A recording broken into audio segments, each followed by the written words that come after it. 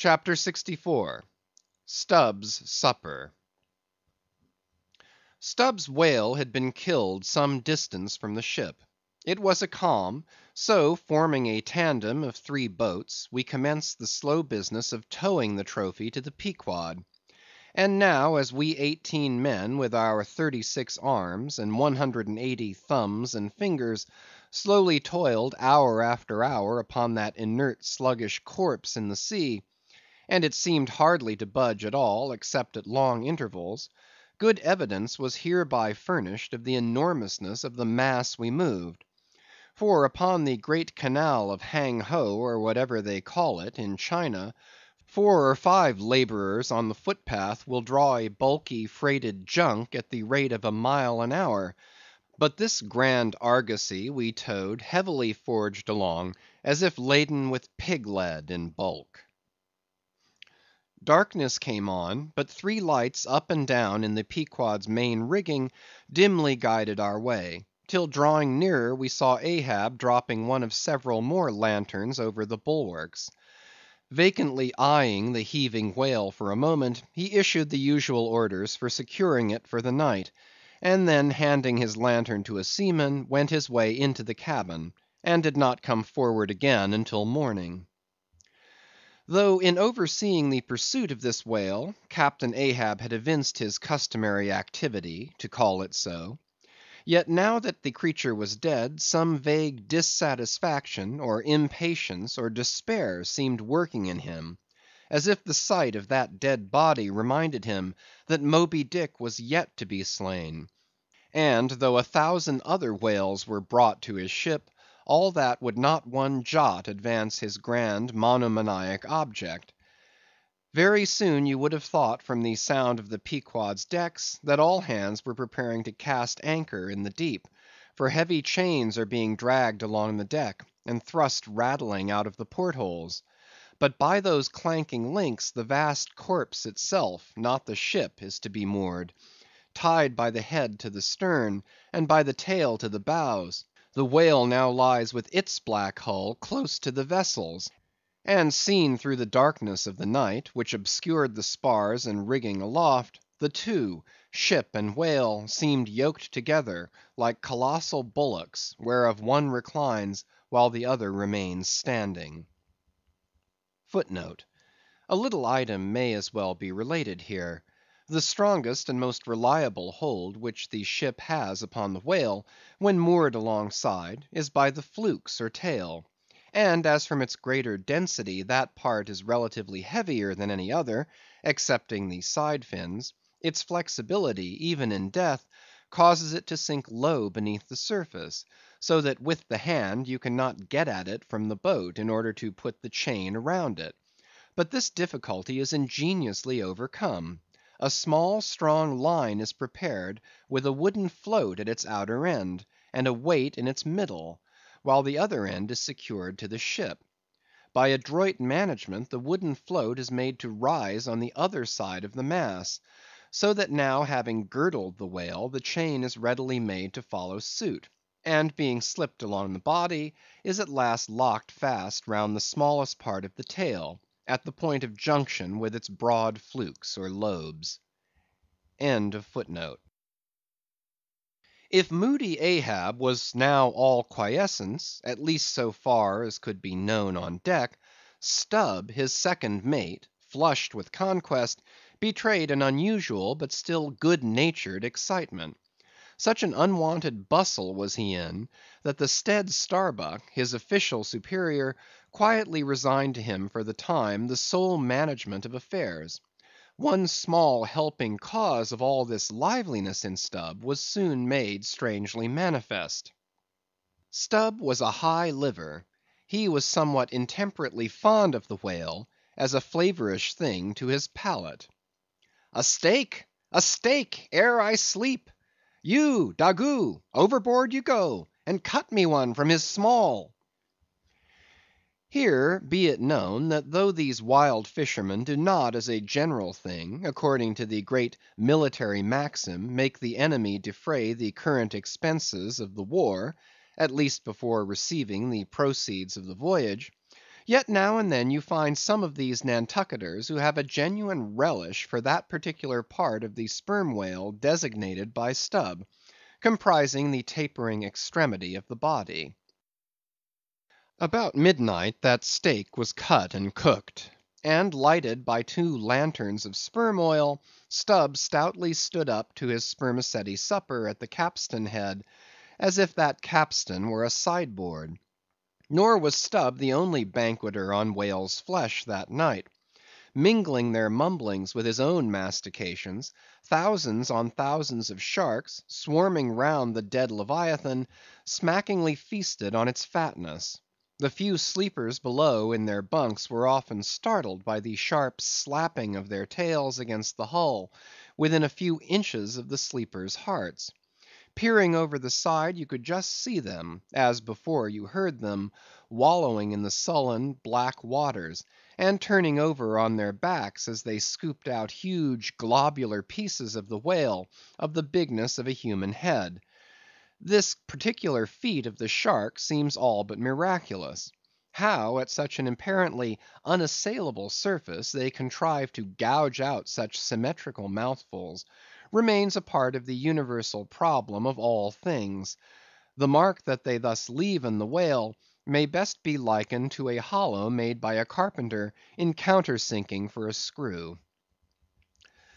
Though amid all the smoking horror and diabolism of a sea fight, sharks will be seen longingly gazing up to the ship's decks, like hungry dogs round a table where red meat is being carved, ready to bolt down every killed man that is tossed to them; and though, while the valiant butchers over the deck table are thus cannibally carving each other's live meat with carving knives all gilded and tasseled, the sharks also, with their jewel-hilted mouths, are quarrelsomely carving away under the table at the dead meat; and though, were you to turn the whole affair upside down, it would still be pretty much the same thing; that is to say, a shocking, sharkish business enough for all parties; and though sharks also are the invariable outriders of all slave ships crossing the Atlantic, symmetrically trotting alongside to be handy in case a parcel is to be carried anywhere, or a dead slave to be decently buried; and though one or two other like instances might be set down, touching the set terms, places, and occasions when sharks do most socially congregate, and most hilariously feast, yet there is no conceivable time or occasion when you will find them in such countless numbers, and in gayer or more jovial spirits, than around a dead sperm whale, moored by night to a whale ship at sea. If you have never seen that sight, then suspend your decision about the propriety of devil worship, and the expediency of conciliating the devil. But as yet Stubb heeded not the mumblings of the banquet that was going on so nigh him, no more than the sharks heeded the smacking of his own Epicurean lips. "Cook! Cook!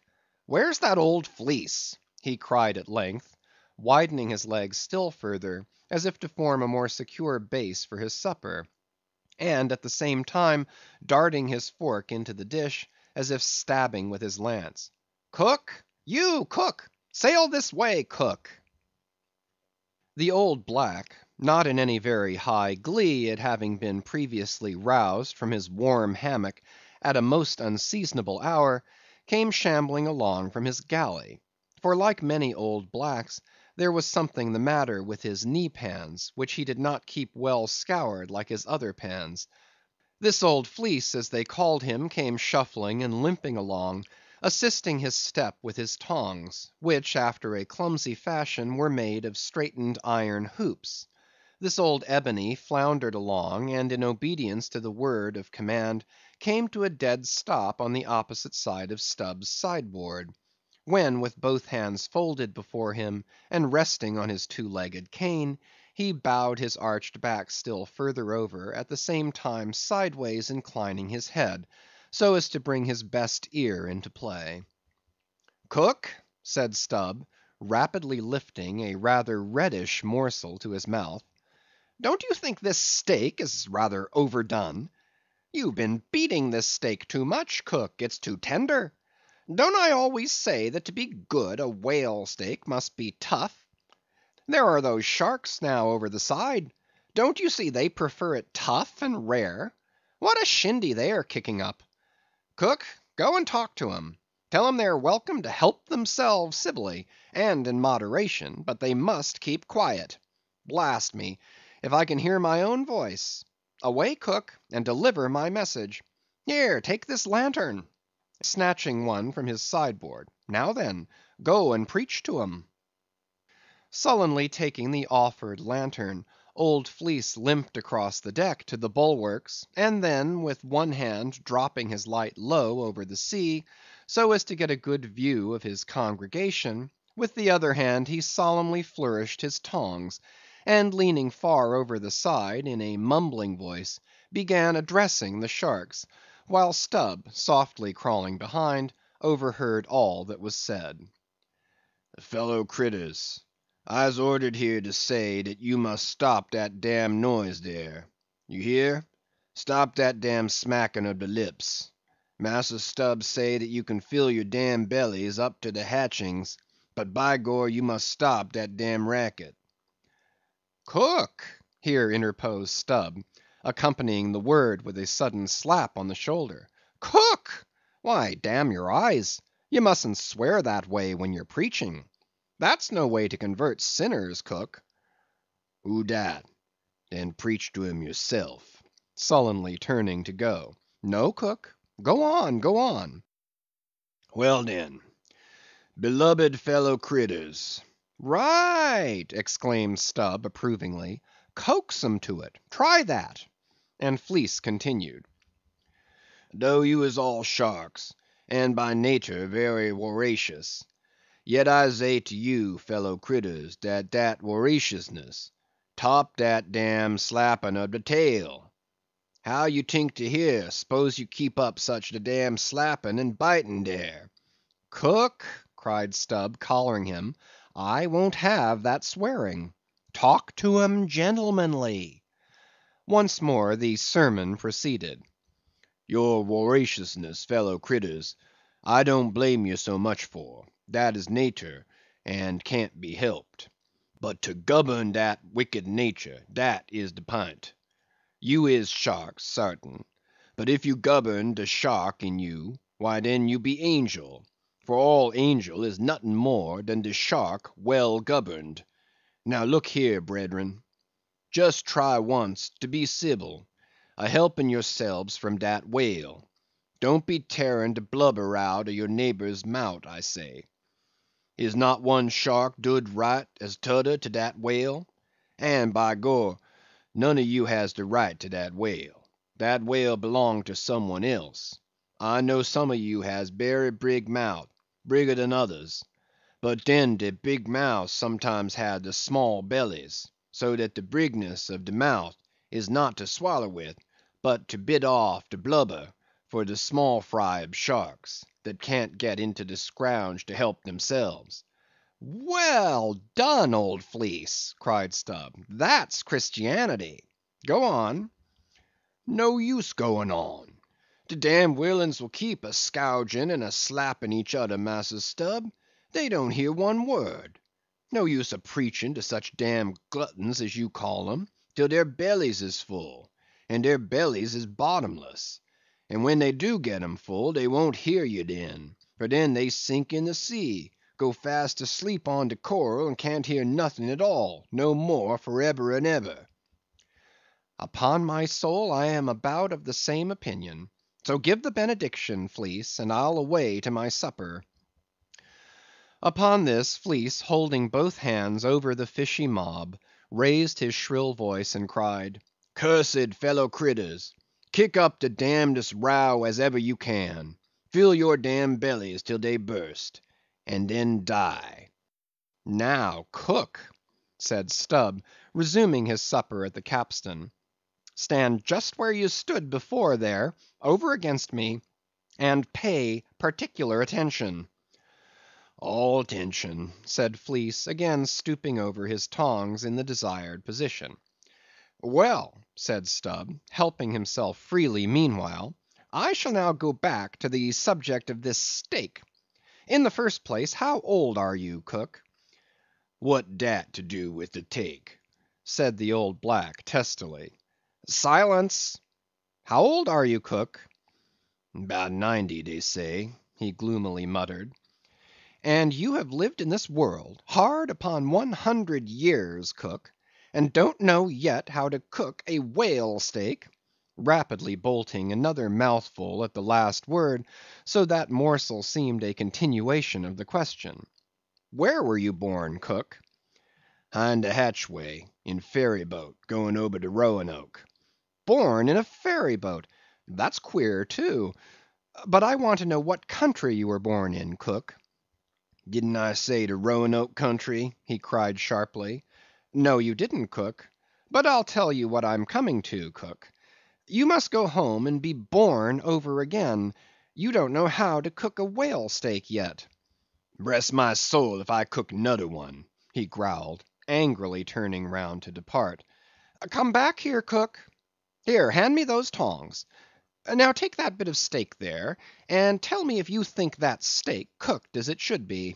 Take it, I say," holding the tongs toward him. "Take it, and taste it." Faintly smacking his withered lips over it for a moment, the old negro muttered, "Best cooked take I ever taste. Juicy, berry juicy." "Cook," said Stubb, squaring himself once more, "do you belong to the church?" "Passed one once in Cape Town," said the old man sullenly. "And you have once in your life passed a holy church in Cape Town, where you doubtless overheard a holy parson addressing his hearers as his beloved fellow creatures, have you, cook? And yet you come here and tell me such a dreadful lie as you did just now, eh?" said Stubb. "Where do you expect to go to, cook?" "Go to bed berry soon," he mumbled, half turning as he spoke. "Avast! Heave to! I mean when you die, cook. It's an awful question. Now what's your answer?" "When dis old brack man dies," said the negro slowly, changing his whole air and demeanor, "he hisself won't go nowhere, but some bressed angel will come and fetch him." "Fetch him? How? In a coach and four, as they fetched Elijah? And fetch him where?" "Up dere," said Fleece, holding his tongs straight over his head, and keeping it there very solemnly. "So then, you expect to go up into our main top, do you, cook, when you are dead? But don't you know the higher you climb, the colder it gets? Main top, eh?" "Didn't say dat at all," said Fleece, again in the sulks. "You said up there, didn't you? And now look yourself, and see where your tongs are pointing. But perhaps you expect to get into heaven by crawling through the lubber's hole, cook. But no, no, cook, you don't get there, except you go the regular way, round by the rigging. It's a ticklish business, but it must be done, or else it's no go. But none of us are in heaven yet. Drop your tongs, cook, and hear my orders, do you hear? Hold your hat in one hand, and clap the other atop your heart, when I'm giving my orders, cook. What? That your heart, there? That's your gizzard! Aloft, aloft! That's it, now you have it. Hold it there now, and pay attention." "All attention," said the old black, with both hands placed as desired, vainly wriggling his grizzled head as if to get both ears in front at one and the same time. "Well then, cook, you see this whale steak of yours was so very bad, that I have put it out of sight as soon as possible. You see that, don't you? Well, for the future, when you cook another whale steak for my private table here, the capstan, I'll tell you what to do, so as not to spoil it by overdoing. Hold the steak in one hand, and show a live coal to it with the other. That done, dish it, do you hear? And now tomorrow, cook, when we are cutting in the fish, be sure you stand by to get the tips of his fins, have them put in pickle. As for the ends of the flukes, have them soused, cook. There, now you may go." But Fleece had hardly got 3 paces off when he was recalled. "Cook, give me cutlets for supper tomorrow night in the mid watch. Do you hear? Away you sail then. Hallo! Stop! Make a bow before you go. Avast! Heaving again! Whale balls for breakfast, don't forget. Wish, by gor, whale eat him, stead of him eat whale. I'm bressed if he ain't more of shark dan Massa Shark hisself," muttered the old man, limping away; with which sage ejaculation he went to his hammock.